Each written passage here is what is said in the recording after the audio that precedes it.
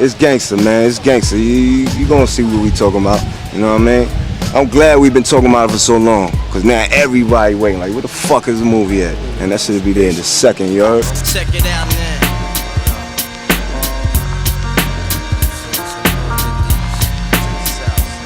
I got you stuck off the realness. We be the infamous, you heard of us. Official Queensbridge murderer. I put my lifetime in between the paper's lines. I'm the quiet storm who fight rhyme. The saga begins. Begin war. I'll draw first blood, be the first to set it off. There's a war going on outside, no man is safe from. You could run, but you can't hide forever from these streets that we done took. You walking with your head down, scared to look. You shook, cause ain't no such things as halfway crooks. Prodigy nous a quittés ce mardi 20 juin à Las Vegas. Malheureusement, nombreux sont ceux qui ne le connaissent pas, mais je vais te balancer tout ce qu'il y a à savoir sur cette légende du rap. Le vrai nom de Prodigy, c'était Albert Johnson et il formait le groupe Mobb Deep avec Avoc. Ça donnait un groupe de 2 mecs originaires de Queensbridge comme Nas. Ils se sont rencontrés en 89, signent dans le label Force and Broadway et enregistrent en 92 Cop L produit par DJ Premier sur une phase B de Gangstar.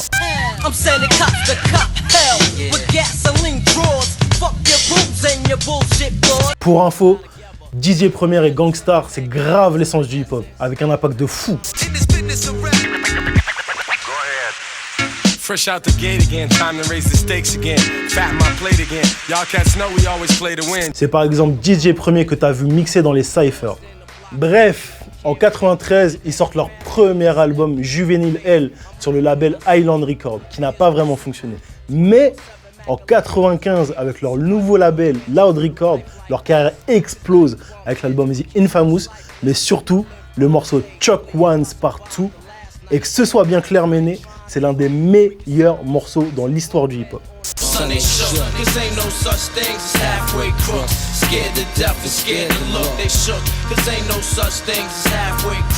Sur cet album, il y avait aussi Survival of the Fittest, Right Back at You et Party Over. Mais du coup, pourquoi tout le monde est autant impacté par la mort de Prodigy ?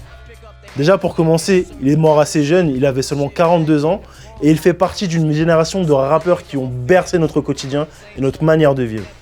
C'est aussi parce que The Infamous a non seulement lancé leur carrière, mais aussi influencé le rap new-yorkais et surtout le rap français. Et tous les gens des cités lèvent leurs mains, et tous les enfants d'immigrés lèvent leurs mains, et tous les gens des quartiers chauds lèvent leurs mains, et tous les gens des ghettos lèvent leurs mains. La vie dans le Queens et dans les banlieues parisiennes dans les années 80-90, c'est la même chose. Violence, drogue, racisme, bavure policière et j'en passe. Forcément à des degrés différents, mais c'est comme ça que le rap d'Avoc et de Prodigy a eu autant d'impact sur le rap français. Le New York dur, c'était le New York. Alors moi, je peux en parler, surtout avec des quartiers comme Barbès, t'as le pont aérien, lui aussi avait le crack, lui aussi avait les dealers, la prostitution, t'avais tout ce qui peut exister. Et on n'était pas loin de ce qu'il racontait, hein. Ce qu'on racontait, c'était la même chose. Hein. Au niveau du flow, c'est nonchalant et même au niveau sonore, dès que t'entends une prod de Mobb Deep, tu sais direct que c'est eux. Les instrus sont lugubres, sombres et violentes. C'est obligé, t'as déjà entendu une instru qui ressemble à l'une des leurs.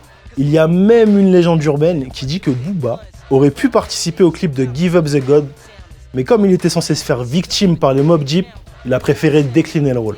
En 96, ils sortent Hell on Earth dans la même lignée que The Infamous avec des morceaux comme Drop a Gem on 'em et Frontlines. The project is frontline, and the enemy is one time. I ain't gotta tell you, hey yo, it's right in front of your eyes. Au fait, petite anecdote, la même année, Tupac, le plus grand rappeur de tous les temps, selon Cosmos, sort le son Hit 'em Up où il clash le Mobb Deep et plus précisément Prodigy par rapport à sa maladie, la drépanocytose. Oh yeah, Mobb Deep. You wanna fuck with us? You little young ass motherfuckers. Don't one of you niggas got sickle cell or something. You fucking with me, nigga. You fuck around, have a seizure or heart attack. You better back the fuck up before you get smacked the fuck up. D'ailleurs, Pierre a fait un son par rapport à ça, You Can Never Feel My Pain, dans son premier album solo. En 2005, Mobb Deep a même signé dans le label G-Unit et sorti l'album Blood Money l'année d'après. Ce qui devait ressembler aux Avengers du rap game et Renaissance pour certains n'a été qu'un échec commercial au plus grand regret des fans.